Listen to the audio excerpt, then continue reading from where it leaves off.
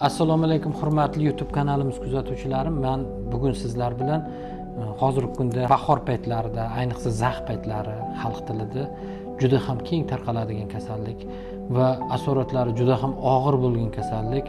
Asoratlari insonni hatto o'limiga yoki bo'lmasa insonni o'sha nogironlik aravasiga mixlaydigan, to'shakka mixlab qo'yadigan kasallik va bu kasallik yosh tanlamaydigan kasallik haqida gaplashmoqchiman.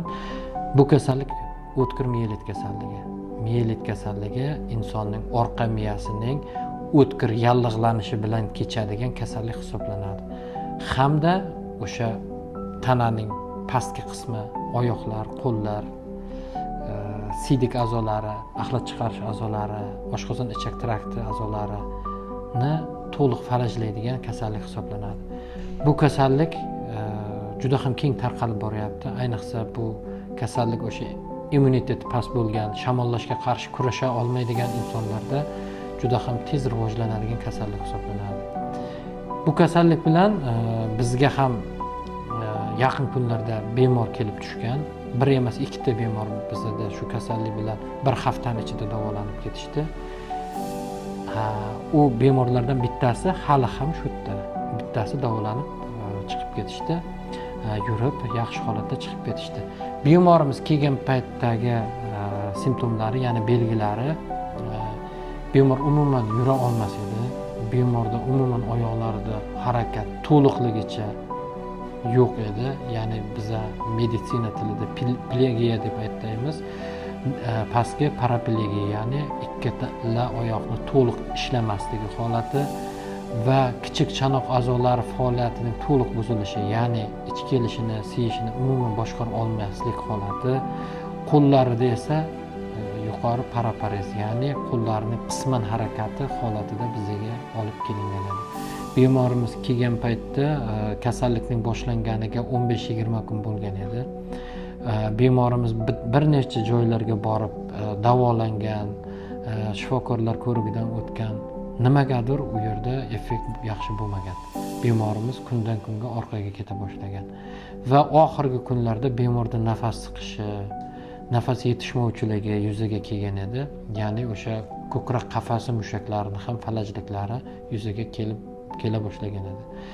Va bu bemorimizga qabulxonada dastlabki tashxisni qo'ydik va dastlabki tashxisni qo'yganimizdan keyin barcha instrumental tekshiruvlardan o'tkazdik. Barcha qon tahlillarini tekshirib ko'rdik, siydik tahlillarini tekshirib ko'rdik.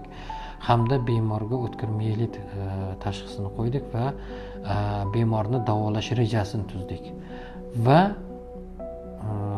Allohimga shukr, bugungi kunda bemorimiz sekin asta tiklana boshladi va bugungi kunda bemorimizda o'zi bemalol yura olish, o'zini hojatini o'zi chiqara olish kabi o'sha yutuqlarga biz erishdik. Bemorimiz kelganiga bugun 10-kun bo'ldi. Yana bir necha kundan keyin bemorimizni uyga javob beramiz va bemorimizga qolgan davolash muolajalarini uyda olishni biz tavsiya qilamiz hamda davom ettirish kerak bo'lgan dori-darmonlarni biz yozib beramiz. Endi hech kimga bu kasallikni tilamayman, lekin bu kasallikning dastlabki belgilarida albatta yashash joyidagi yaxshi nevrolog shifokoriga murojaat qilishi aniq kerak bo'ladi, chunki bu kasallikning asoratlari juda ham yomon. Va sizlarga hozir qisqa videorolik orqali namoyish qilamiz hamda iloji bo'lsa bemorimizdan ham ikki og'iz intervyu olamiz. Bu kasallikda asoratlaridan qanday qutulib qolganligi haqida ma'lumotlar berib o'tamiz. Rahmat. Aziz kanalimiz kuzatuvchilari, boya biza va'da qilganimizdek, hozir Ismoil Nigoraxon singlimizni palatalariga kirib keldik va bu holatni biza o'zini ham ko'rsatib, yurg'izib ko'rsatib, tushuntirib o'tamiz degan edik va va'daga muvofiq sizlarga bu holatni ko'rsatib o'tamiz.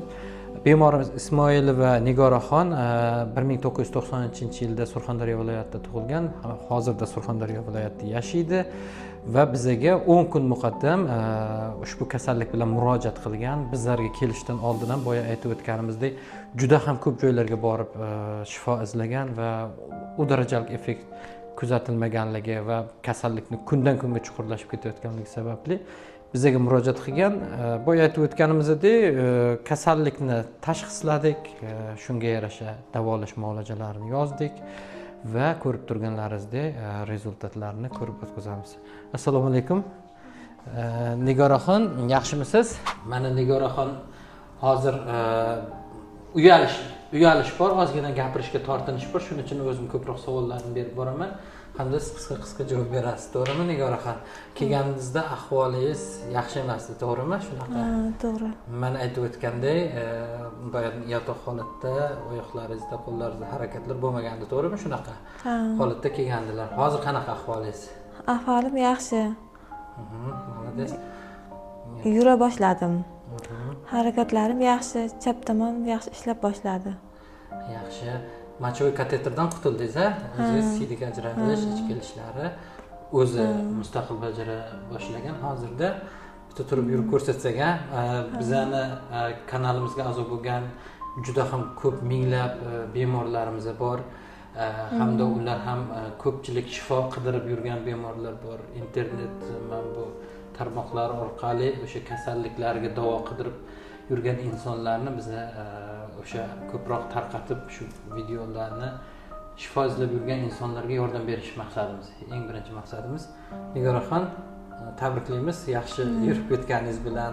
Yana ham 1-2 kun davolaymiz hali sizni. Yana ham yaxshi rezultat bo'lib chopib, yana avvalgi sog'lom hayotingizga nasib bo'lsa qaytadilar. Qani, yurib ko'rsatamiz Nigoraxon. Sekin yordam berib yuboraymi? Hozircha, faqat mana shu kunlarda hozircha yordam berib turamiz Nigoraxonga. Qani Nigoraxon, bitta yurib ko'rsatib beringchi bizga.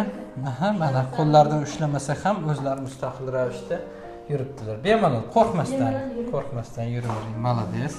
Juda ham yaxshi. Nigoraxon, qo'llaringizni harakat qilib ko'rsatingchi mana. Harakatlari yaxshi. Oyoqlarda harakat, barmoqlarda bor-a harakatlaringiz? Молодец. Oyoqlar mana ushlab turaman, oyoqlarda mana harakatlarni ko'rib turibsiz. Harakat yo'q edi. Absolyutni bemorimiz yotib qo'ygan edilar. Allohga shukr, mana shifosini bergani rost bo'lsin. Bizga bir sabab bo'lib qolaylik. Bemorimiz tuzalishni boshladi, xudo xolasa. Yana bitta yurib ko'rsatamiz. Nasib. Bugun muolajalari oldingiz, davolash muolajalari. Oldim. Hurmatli kanalimiz kuzatuvchilari, mana kimda nerv kasalliklari bilan bog'liq bo'lgan shunaqa holatlar bo'lsa, markaziy nerv sistemasi, insultlar, orqa miya churralari, ya'ni o'sha umurtqalararo disk churralari, ya'ni grija deymiz xalqimiz tilida, Parkinson kasalligi, migren kasalligi, umuman olganda barcha xil turdagi nerv kasalliklarini davolash bilan shug'ullanamiz. Undan tashqari bizda terapevtik kasalliklar, ya'ni ichki organlar kasalliklari, jigarni yog' bosishi, yurak ishemik kasalliklari va surunkali yurak yetishmovchiligi kabi turli xil turdagi terapevtik kasalliklarni ham bizlar bu klinikamizda davolaymiz. Klinikamizning nomi Neurokardiomedik hamda Neurobaby klinikasi bitta joyda joylashgan va bizda Neurobaby firmamizni bolalarni davolash bilan shug'ullanadi. Neurokardiomedik klinikamizni katta yoshdagi insonlarni davolash, tashxislash, kasalliklarini oldin erta muddatlarda aniqlash, ularga diagnoz qo'yish bilan shug'ullanamiz. Kimda kim ushbu yuqorida aytib o'tgan nerv kasalliklari hamda ichki organlar, yurak kasalliklari, jigar kasalliklari bilan og'rigan bo'lsa, ushbu klinikamizga bemalol murojaat qilishlari mumkin. Murojaat uchun telefonlarimiz mana quyida yozib o'tilgan. Albatta murojaat qilsalaringiz bizlar inshaalloh dardlaringizga shifo bo'lamiz hamda sizlarga yaxshi sifatli tibbiy xizmatni ko'rsatib o'tamiz. Kuzatganlaringiz uchun rahmat. Like va podpiskani ayirmasdan bosinglar. Bu ommaga juda ham tez tarqalishda bir sababchi bo'ladi hamda bir savobli ishni bajargan bo'lasizlar. Xayr, sog' bo'linglar.